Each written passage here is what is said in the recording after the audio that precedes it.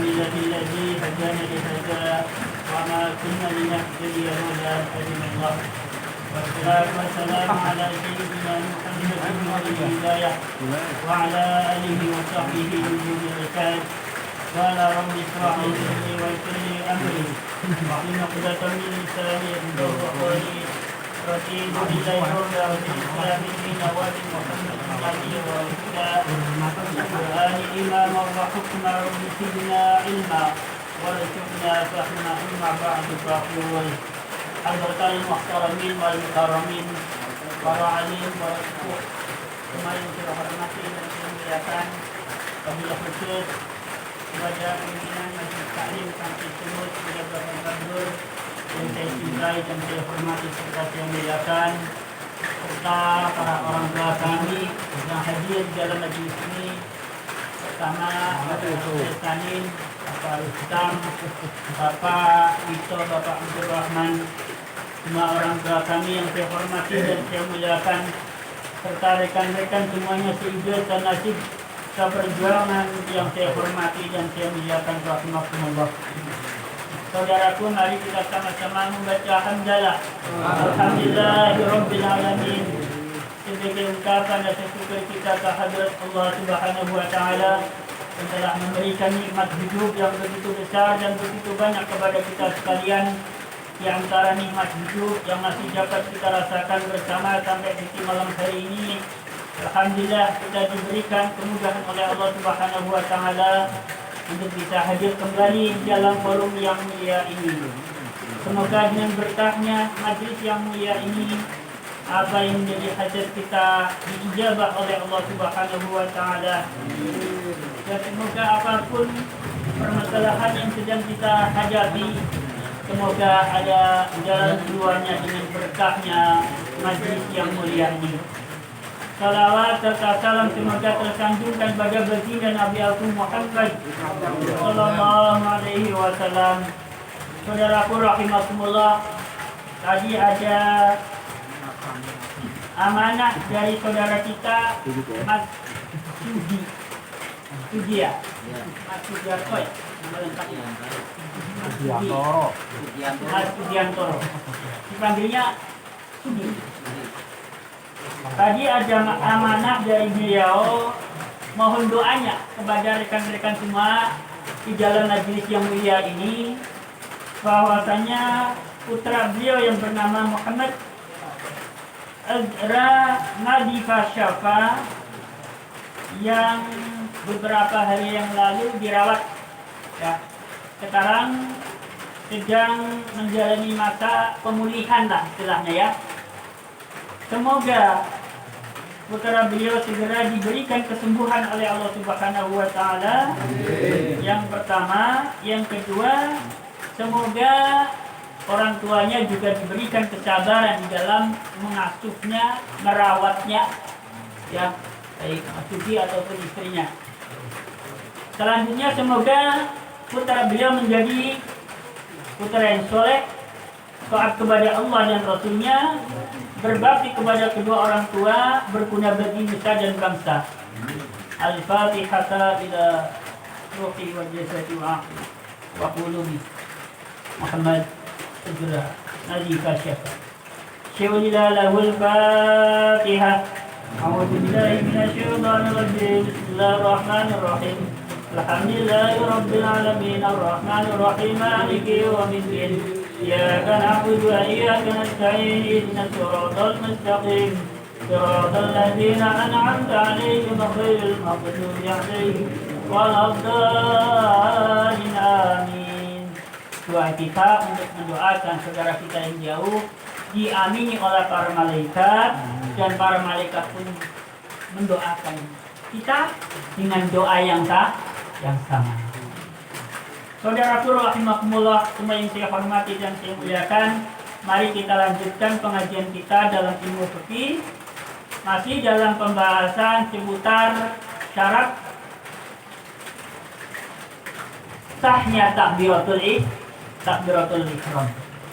Kemarin materi pembahasannya mengenai rukun sholat yang nomor 3 sudah saya bacakan di dalam kitab Fathul Qorib, dan sudah saya jelaskan Dan sekarang tinggal penjelasan mengenai beberapa syarat sahnya takbiratul ihram. Menurut dalam mazhab Syafi'i ada 15 syarat sahnya takbiratul ihram. Dijelaskan di dalam Kitabul Fiqh ala al-Madzahibil Arba'ah. Menurut mazhab Hanafi ada 20. Kalau saya membacanya di dalam kitab Sulam Taufik ataupun Safinatun Najah karya Syekh Nawawi Al-Bantani ada 16 persyaratan. Jadi saya akan bacakan satu persatu mengenai syarat sahnya takbiratul ihram dalam mazhab Syafi'i. Bismillahirrahmanirrahim. Saya bacakan materinya. Sekaligus saya jelaskan. Asy-Syafi'iyyatu qalu syurutu sihhati takbiratul ihram 15 syartan. Ini ikhtalla wahidun minha lam tan'aqid as-salatu. Ahaduha an takuna bil lughatil arabiyyati in kana qadiran 'alayha fa in 'ajaza 'anha wa lam yastati ayata'allamaha fa innahu yasihu lahu ayukabbira bil lughatil lati yaqdiru 'alayha. Mazhab Syafi'i berpendapat beberapa syarat sahnya takbiratul ihram ada 15 persyaratan. Maka apabila salah satu dari 15 persyaratan ini ada yang tercederai, tidak sah sholatnya. Jadi 15 persyaratan ini harus kita penuhi di dalam pelaksanaan takbiratul ihram. Syarat sahnya takbiratul ihram yang pertama harus menggunakan bahasa Arab. Kalau memang orang itu mampu menggunakan bahasa Arab saat takbiratul ihram.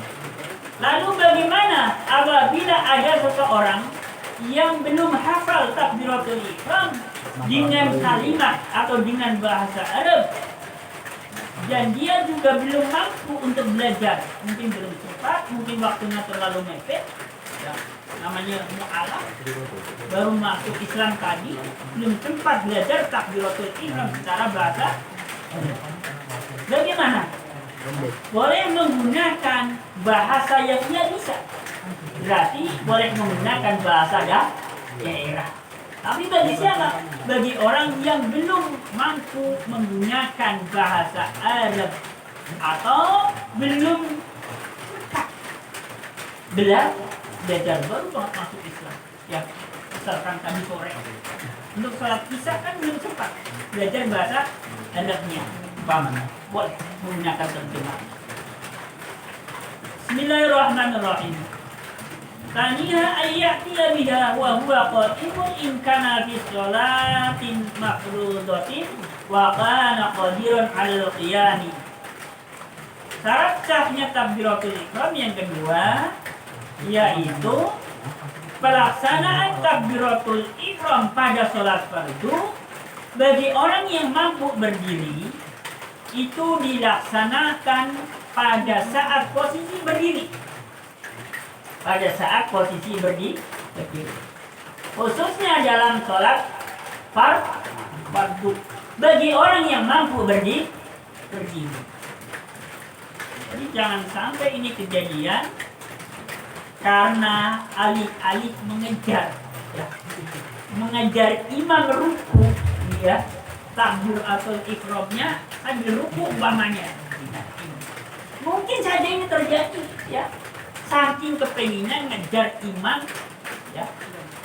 Jangan sampai ketinggalan ruku karena ini masih dapat satu rakaat misalnya. Tidak sah, ya, takbiratul ihram. Karena apa? Karena dilakukannya tidak pada posisi berdiri, tetapi dilakukannya posisi ruku. Saking kepengen ngejarnya imam umpama. Jangan sampai terjadi ini. Tidak sah takbiratul ihram. Kalau tidak sah takbiratul ihramnya maka sholatnya pun tidak. Adapun dalam sholat sunnah maka boleh dilakukan takbiratul ihram pada posisi duduk. Jadi sama sahnya ya ketika sholat sunnah dilakukan dengan cara duduk. Jadi boleh. Khususnya dalam sholat sunnah. Bismillahirrahmanirrahim. Bismillahirrahmanirrahim. Thalithuha ayyatiya bilafzil jalalati walafzi akbar.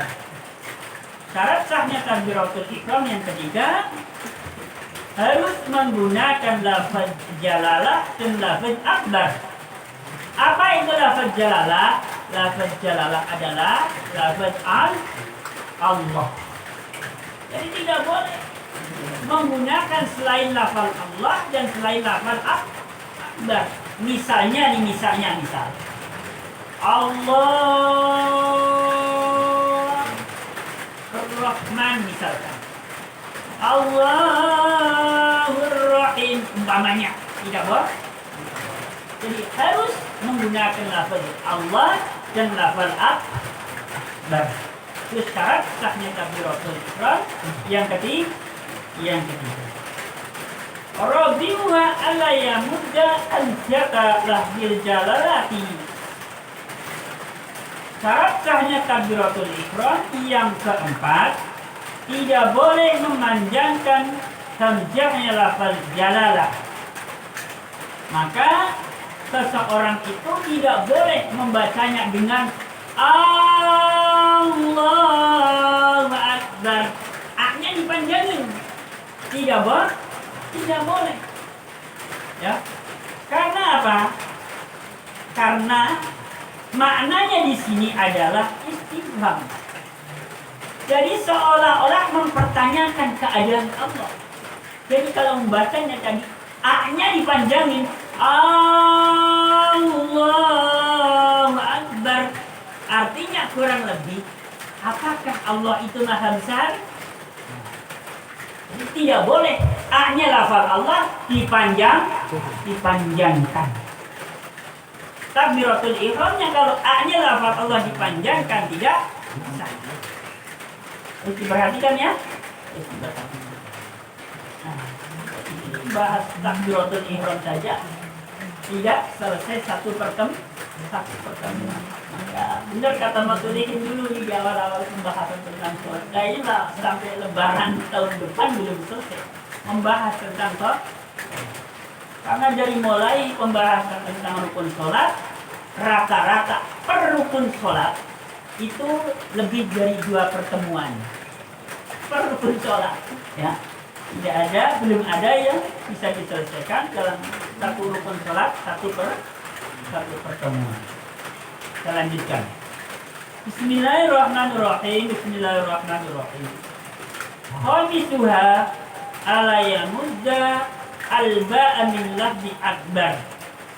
Syarat sahnya takbiratul ihram yang kelima, tidak boleh memanjangkan ba-nya lafaz akbar. Misalnya dibaca begini, Allahu Akbar. Tidak boleh. Ba-nya lafaz akbar tidak boleh dibaca panjang. Maknanya kurang lebih apa? Maknanya kurang lebih duduk atau gendang yang besar. Menyalahi, ya. Menyalahi. Bahkan di sini dijelaskan bisa jadi mendatangkan kemurtadan. Kalau memang orang itu sengaja mengucapkannya Allahu Akbar, sengaja dan tahu artinya, bisa murtad. Hati-hati ya saat membacakan takbiratul ihram. Maka perlu dalam pertemuan ini, dalam majlis ini, saya jelaskan secara satu persatu mengenai pembahasan takbiratul ihram. Lanjut. Bismillahirrahmanirrahim. Hadithuha alla yushaddidal ba'a min akbar. Syarat sahnya takbiratul ihram yang keenam, tidak boleh mentasyid ba-nya lafaz akbar. Maka seseorang tidak boleh membacanya Allahu Akbar. Tidak boleh. Tidak boleh. Bisa tidak sah takbiratul ihramnya, akibatnya sholatnya tidak sah. Hati-hati ya. Mulai sekarang pokoknya hati-hati banget saat membaca takbiratul ihram. Lanjut. Bismillahirrahmanirrahim. Sabiuha allayasida wawan sakinatan aw mutaharrikatan bainal kalimataini. Syarat sahnya takbiratul ihram yang ketujuh, tidak boleh menambahkan wawu mati atau wawu hidup di antara dua kalimat. Contohnya seperti menambahkan wawu hidup di antara lafal Allah dan lafal akbar. Jadi tengah-tengahnya ada wawu mati. Misalkan Allahu Akbar. Jadi kalau hurufnya lafal Allah dibaca panjang, berarti di belakangnya lafal Allah ada wawu mati. Allahu Akbar tidak boleh. Karena apa? Karena di antara lafal Allah dan lafal Akbar terdapat wawu mati. Ya. Atau wawu hidup, contohnya Allahu Akbar. Wakbar. Ya. Nah, ya hati-hati ini, soalnya mirip-mirip banget, ya. Mirip-mirip banget. Nah, kalau memang kita nggak sengaja untuk memperdalami, untuk memperhatikan, ya bisa bisa terlena kita, ya. Bisa kita masuk ke situ tapi tidak kerasa. Ya. Saya ulangi lagi ya.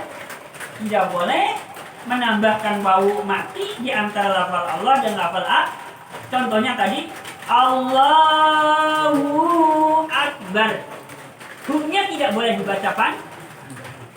Atau ada tambahan wawu Allahu Akbar.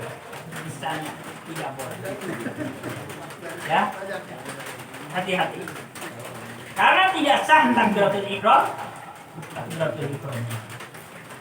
Ya Allah. Lanjutkan. Bismillahirrahmanirrahim. Thaminuha alla ya'tiya biwawin qabla lafzil jalalati.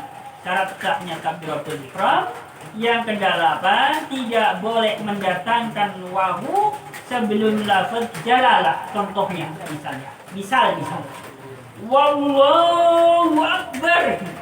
Nah, kelihatannya mantep banget sih. Mantep dan fasih kelihatannya. Ternyata salah. Jangan sampai sebelumnya lafaz Allah ada huruf Wallahu Akbar. Tidak boleh. Terus Bismillahirrahmanirrahim. Tasiuha alla yafsula bainal kalimataini biwaqtin tawilin aw qasirin ala al-mu'tamadi. Syarat sahnya takbiratul ihram yang ke-9, tidak boleh memisahkan di antara dua kalimat dengan waqaf yang panjang ataupun waqaf yang pendek. Ya. Jadi antara lafal Allah dan lafal akbar tidak boleh ada jeda. Tidak boleh terpisah. Sebab adanya waqaf. Baik waqafnya panjang ataupun waqafnya pendek. Contohnya misalnya Allah Akbar. Ini berarti ada waqaf. Itu waqaf pendek. Waqafnya panjang, lebih jelas lagi. Allah Akbar. Berarti ada waqaf. Harus nyambung antara lafal Allah dan lafal akbar. Tidak boleh ada waqaf, walaupun waqafnya pendek. Harus nyambung. Jadi bahasanya tidak boleh ada jejak. Jadi kalau istilah dalam tulis menulis istilahnya spasi ya. Bismillahirrahmanirrahim. Tadi nomor berapa? Nomor 9. Bismillahirrahmanirrahim. Bismillahirrahmanirrahim. Begitu juga tidak boleh memisahkan antara lafal Allah dan lafal akbar dengan isim domir. Contohnya Allahu huwa akbar. Jadi kalau saya bacakan satu persatu kalimatnya, Allah huwa akbar, ini juga tidak boleh. Walaupun cara arti ini tidak berubah, susunan kalimat semacam ini antara Allahu akbar dengan Allahu huwa akbar, sama-sama artinya Allah maha akbar, tetapi tetap tidak boleh. Dan tidak boleh memisahkan lafal Allah dan lafal akbar dengan huruf ya. Ya nida. Ya nida ini apa? Huruf nida ini adalah huruf yang digunakan untuk memanggil atau menyapa. Contohnya seperti ya Muhammadu, ya Ahmadu, ya Jamalu, ya Umaru. Ini namanya iya-nya huruf nida. Jadi saking seriusnya menghafal Asmaul Husna umpamanya. Lebih serius banget hafal Asmaul Husna. Ya Rahmanu ya Rahim, pas takbiratul ihram ke bawah. Allahu ya Rahmanu akbar umpama. Jangan dipotong Pak RT, dipotong di sini dia upload di YouTube. Aduh, gawat ini, gawat ya. Tidak boleh. Atau contohnya misalkan Allahu ya Rahimu akbar, tidak boleh juga. Allahu ya Karimu akbar, tidak boleh. Tapi di sini perlu saya sampaikan, barangkali suatu hari nanti di satu tempat mendengarkan ada seorang imam yang kebetulan mengetahui ini dan dipraktikkan. Saya kasih tahu, ini yang diperbolehkan. Jadi boleh menambahkan sifat Allah yang sifat itu sesuai dengan sifatnya Allah. Contohnya Allahur Rahmanu Akbar. Ini yang boleh. Ya. Saya sampaikan takutnya satu hari di satu tempat ada seorang imam yang memang mengetahui dan ingin mempraktikkan. Kan bingung nanti buru-buru wah atau imamnya sesat ini. Ya. Ini yang boleh. Jadi sekalian saya sampaikan. Supaya apa?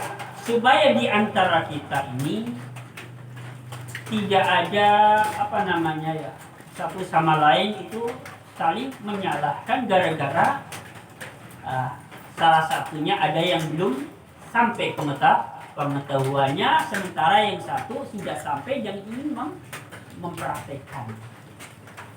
Ya, salah satu contoh yang diperbolehkan. Bismillahirrahmanirrahim. Tetapi hanya satu, sifat Allah, artinya hanya satu lafaz yang boleh. Jadi tidak boleh lebih dari satu dua asma Allah di sini diselipkan antara lafaz Allah dan lafaz akbar. Misalkan Allahul Azimul Karimur Rahimul Akbar, ini batal. Tadi yang Allahur Rahmanul Akbar, Allahur Rahimul Akbar, Allahul Karimul Akbar, ini yang boleh. Kalau sampai dua lebih tidak boleh. Jelas ya? Ada kitabnya ini ya. Saya nggak mengada-ada. Nanti saya sampaikan supaya kita betul-betul di dalam menjalankan urusan ibadah dan pengetahuannya ini benar-benar lengkap lah ya. Jam berapa? Masih ada waktu ya. Bismillahirrahmanirrahim. Saya lanjutkan. Ashiruha ayyasma'a biha nafsahu bihaitsu law nataqa biha fi sirihi biduni ayyasma'aha huwa fa innaha la tasihu. Syarat sahnya takbiratul ihram yang ke-10 harus memperdengarkan kepada diri sendiri. Artinya bacaan takbiratul ihramnya itu harus bisa didengarkan oleh telinga kita sendiri. Kalau memang mohon maaf telinga kita ini keadaan normal dan situasi di lingkungan di mana kita sholat juga tidak terlalu bising. Allahu Akbar. Walaupun sholat bukan sholat yang keras. Lanjutkan. Jadi harus ada suaranya ya. Kalau takbiratul ihram setidaknya telinga kita mendengar. Bismillahirrahmanirrahim. Bismillahirrahmanirrahim. Saya lanjutkan. Al-hadiya asyara dukhulul waqti in kana yusalli fardun aw naflan muaqqatan. Aw naflan lahu sababun. Syarat sahnya takbiratul ihram yang ke-11 harus masuk waktu bagi sholat yang memang ada waktunya, bagi sholat sunnah ataupun sholat fardu. Jangan sampai ini sama saja mengerjakan sholat belum masuk waktu, sebenarnya kayak gitu ya. Jadi dengan bahasa lainnya, jangan sampai mengerjakan sholat belum waktunya atau belum masuk waktu sholat. Karena takbiratul ihramnya juga tidak sah. Jadi yang ke-11 syaratnya takbiratul ihram harus sudah masuk waktunya. Asanya asyara, syarat sahnya takbiratul ihram yang ke-12 harus dikerjakan pada saat dia sudah menghadap kiblat. Jangan sampai saking buru-burunya nih, maaf Pak RT ya, baru bangun sampai saking buru-buru yang ngejar imam. Allahu Akbar umpamanya, ini umpama tidak boleh.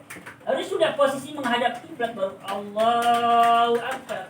Jangan sampai ya saking buru-buru Allahu Akbar. Karena ini posisinya belum menghadap kiblat.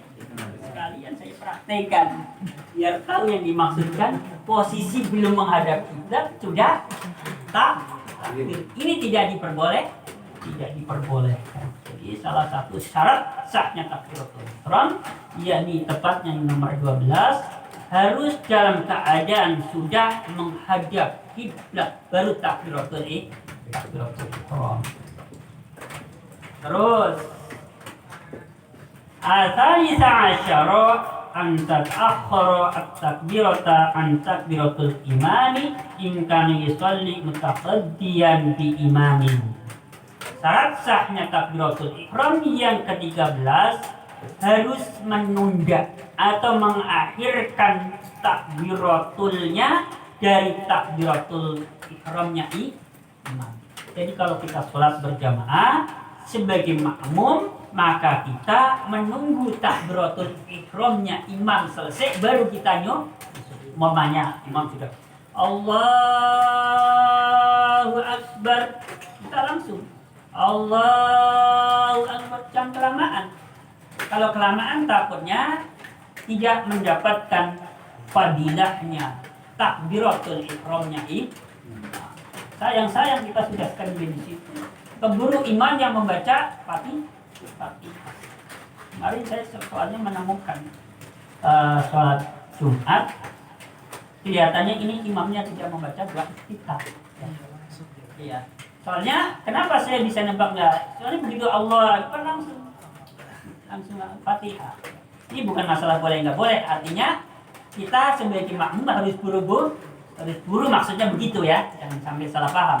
Jangan sampai disalah tafsirkan bahwa saya mengatakan itu tidak benar, bukan ya. Maksudnya antisipasi supaya tidak ketinggalan takbiratul ihramnya imam. Kemudian syarat sahnya takbiratul ihram yang nomor 14 yakni dilaksanakannya di tempat, di posisi di mana diperbolehkan melaksanakan takbiratul ihram. Ya tadi di awalan sholat, jangan sampai takbiratul ihram misalkan saat mau ruku umpamanya, baru takbiratul ihram umpamanya, dari tadi udah baca Fatihah, udah baca surat kan, baru takbiratul ihram umpamanya. Tidak boleh. Syarat sahnya takbiratul ihram yang ke-15, tidak boleh menciderai atau merusak salah satu hurufnya takbiratul ihram. Ini barangkali yang saya sampaikan dalam pertemuan kali ini, menjelaskan tentang beberapa syarat sahnya takbiratul ihram menurut mazhab Syafi'i. Kalau ada yang ingin ditambahkan, kalau memang itu bisa saya sampaikan pada pertemuan kali ini, langsung saya sampaikan. Tapi kalau misalkan buat saya ini sulit, ya saya lanjutkan di pertemuan yang akan datang. Silakan.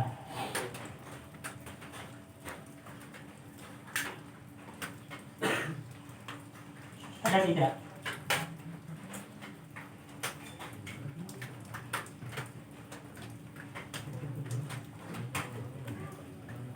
Ada? Ya?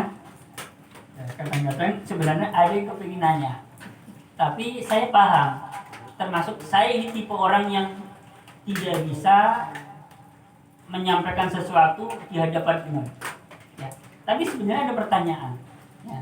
Makanya kadang-kadang saya dekati. Kadang-kadang ada yang nanya secara langsung. Nah ini berarti tipenya ini tipe orang yang semacam saya ini, ya, yang kadang-kadang tidak bisa menyampaikan pertanyaan di hadapan. Tapi sebenarnya ada yang ditanyakan. Ya. Ini tipe seperti saya. Jadi kadang-kadang mau menyampaikan pertanyaan saja, gimana ya? Ya, ada rasa ibu dan sebagainya. Bolehlah nanti setelah selesai di acara sesi ramah tamah, saya kan biasanya pindah-pindah di hidupnya. Boleh nanti kalau misalkan ada yang mau disampaikan. Karena saya pahami memang ya udah kayak gitu sih. Ada aja ganti-ganti orang, ada yang disampaikan. Ya, saya cukup paham karena kebetulan saya juga begitu, ya. Ya saya begitu Pak. Tipe orangnya sulit untuk menyampaikan satu pertanyaan. Makanya saya kalau diajak musyawarah, bahasanya nggak jauh-jauh, setuju. Jarang usul. Instruksi kedua jarang saya. Balik usul, ya setuju lah. Saya ikut aja lah. Ya, itu tipe seperti saya. Mungkin teman-teman juga ada yang seperti saya, ya. Akhirul qali billahi taufiqul hidayah wa ridho inayah. Wassalamualaikum warahmatullahi wabarakatuh.